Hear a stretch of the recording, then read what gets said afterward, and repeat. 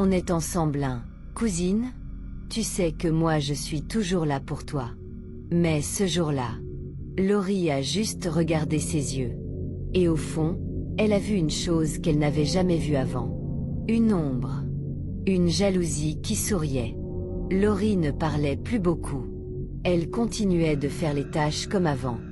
Mais son regard, il était ailleurs. Elle mangeait sans vraiment mâcher. Elle répondait sans vraiment écouter.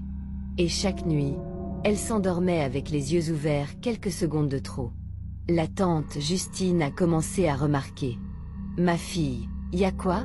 Tu es malade ?» Laurie a juste haussé les épaules. « C'est rien, maman. Je suis un peu fatiguée. » Mais en elle, il y avait des tempêtes. Elle priait, oui, mais avec des larmes sèches. Des prières sans voix. Des questions sans réponse. Pendant ce temps, Sylvaine brillait. Nouveaux cheveux. Nouveau téléphone. Elle riait avec les voisins, plaisantait avec les livreurs. Et puis un soir, alors que Laurie était en train d'étendre les habits dehors, elle a vu Fabrice de loin. Il passait à moto, avec une fille derrière lui. Pas une inconnue. Une des anciennes copines de Sylvaine. Une certaine Nadège. Il l'a vue. Il a tourné la tête. Il a freiné doucement. Mais il n'a pas salué. Laurie est restée droite. Elle n'a pas bougé. Mais une larme est tombée sans prévenir. Elle l'a essuyée avec sa manche. Puis elle a regardé le ciel. Et pour la première fois depuis longtemps, elle n'a rien dit à Dieu. Cette nuit-là, Laurie a rêvé. Un rêve bizarre. Mais si réel qu'elle s'est réveillée avec le cœur lourd. Elle était dans une grande salle, toute blanche. Pas de toit. Pas de mur. Juste une lumière qui faisait mal aux yeux. Et là, Fabrice était assis, pieds nus, enchaîné. Il ne parlait pas. Il regardait dans le vide. Derrière lui, une femme. Pas de visage. Mais avec les mêmes boucles d'oreilles que Sylvaine. Elle tournait autour de lui. Et chaque fois qu'il voulait se lever, elle posait sa main sur sa tête. Et il se rasseyait. Laurie voulait crier. Mais dans le rêve, sa bouche ne bougeait pas. Elle s'est réveillée en sueur. Elle a mis les pieds au sol. Et elle a senti un froid bizarre. Comme si quelque chose traînait dans la chambre. Elle a directement pris sa Bible. Elle a prié. Mais cette fois, pas avec douceur.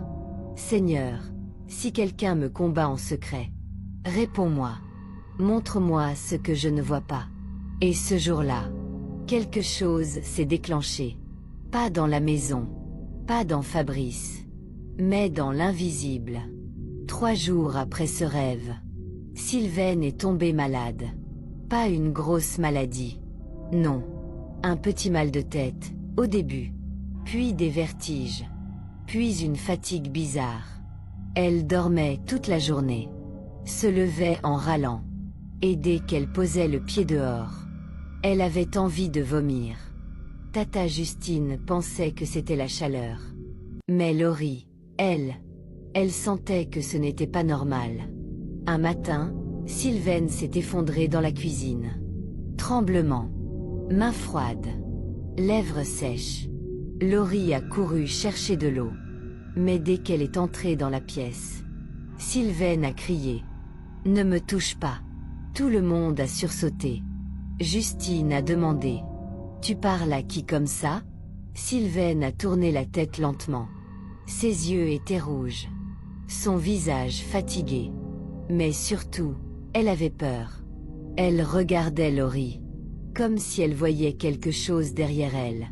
Puis elle s'est remise à pleurer. Sans raison. Sans mots. Et ce jour-là, Laurie a compris. Quelque chose commençait à la dépasser.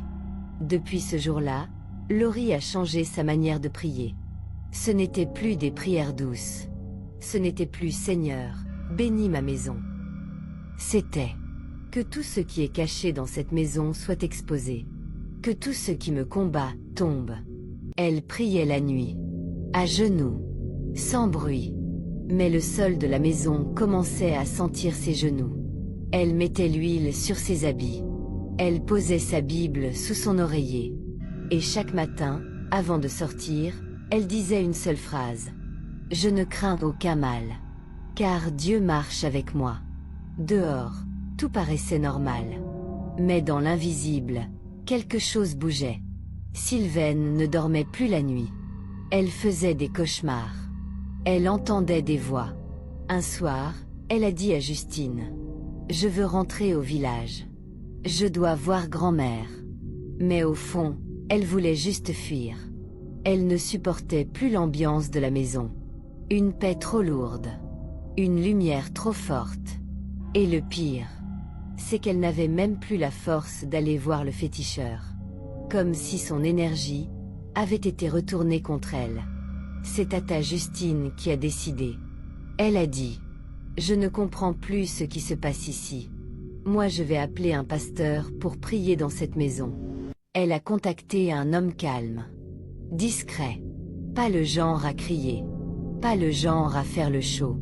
Il est venu un samedi matin. Petit sac. Bible sous le bras.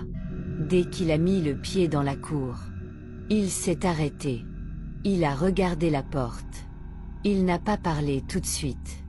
Il est entré, lentement. Il a salué. Il a observé.